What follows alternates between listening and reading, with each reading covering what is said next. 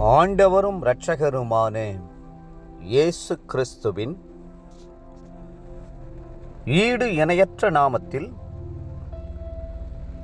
அன்பென்றுள்ள அப்பம் வாசகர்களுக்கு எங்கள் அன்பின் வாழ்த்துக்கள். 2025 ஆண்டு மே மாதம் 5ஆம் தேதி திங்கட்கிழமைக்குரிய தின தியானம்.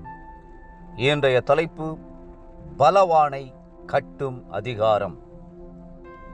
மத்தேயு 16:19 சொல்லுகிறது, பரலோக ராஜ்யத்தின் திறவுகோல்களை நான் உனக்கு தருவேன்.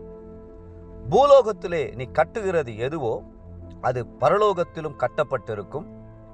பூலோகத்திலே நீ கட்டவிழ்ப்பது எதுவோ அது பரலோகத்திலும் கட்டவிழ்க்கப்பட்டிருக்கும் என்றார். 2 அதிகாரங்களை கர்த்தர் இங்கே இணைத்து சொல்லுகிறார்.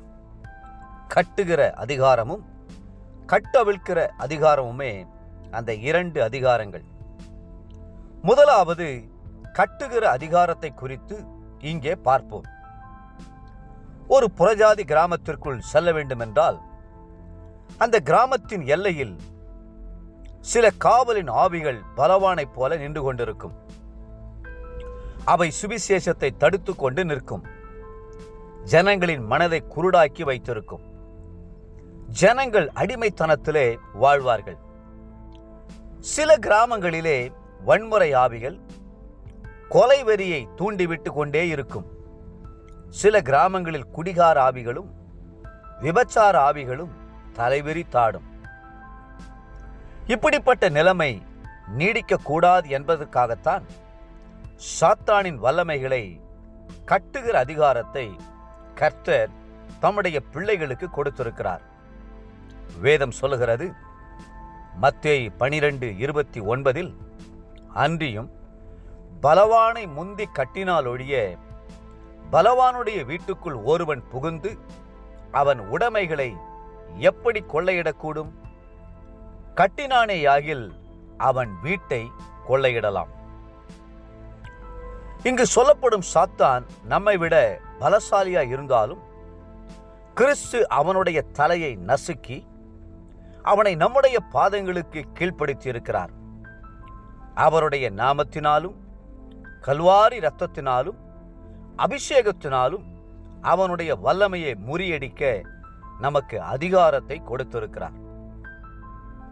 சாத்தானுடைய வல்லமையை கட்டினால்தான் அவனிடம் இருக்கிற ஆத்துமாக்களை விடுவிக்க முடியும். நீங்கள் எந்த அளவுக்கு உங்கள் ஊழியத்திலே அந்த அதிகாரத்தையும் வல்லமையும் செயல்படுத்துகிறீர்களோ அந்த அளவுக்கு உங்கள் ஊழியத்திலே வெற்றி இருக்கும், விடுதலை இருக்கும், ஆத்துமாக்கள் ரட்சிக்கப்படுவார்கள். குடும்பங்களில் பிரச்சனைகள் ஏற்பட காரணம் என்ன? குடும்பத்தாருக்குள் இருக்கும் பிசாசின் ஆவிகள், எரிச்சலின் ஆவிகள், கோபத்தின் ஆவிகள், சந்தேகத்தின் ஆவிகள் ஆகியவை கிரியை செய்து குடும்பத்தில் சமாதானத்தை கெடுத்துவிடும். அப்படிப்பட்ட பலவானை முந்தி கட்டுங்கள். உங்களுடைய மேலதிகாரி எப்பொழுது பார்த்தாலும் காரணமின்றி உங்கள் மேல் எரிந்து விழக்கூடும். தீய நோக்கத்துடன் உங்களை குற்றப்படுத்தக்கூடும். அமைதியாய் இருந்து விடாதிருங்கள். கர்த்தர் உங்களுக்கு கொடுத்த அதிகாரத்தை கையில் எடுத்து பலவானை முந்தி கட்டுங்கள். நீங்கள் முன்னேற விடாதபடி தடுத்து கொண்டிருக்கிற பொறாமையின் ஆவிகள், வன்கணின் ஆவிகள், செய்வினையின் ஆவிகள் ஆகியவற்றை கட்டுங்கள். தேவப்பிள்ளைகளே, இயேசு கிறிஸ்துவின் நாமத்தினாலே அவைகள் செயலற்று போகும்படி கட்ட வேண்டியது உங்களுடைய கடமை. இன்றைய நினைவிற்கு எபிரெயர் 2:14, மரணத்திற்கு அதிகாரியாக பிசாசானவனை தமது மரணத்தினாலே அழிக்கும்படிக்கும். இன்றைய வேத வாசிப்பு காலை 1 ராஜாக்கள் 19 மற்றும் 20ஆம் அதிகாரங்கள், மாலை லூக்கா 23ஆம் அதிகாரம் 1 25ஆம் வசனம் முடியே.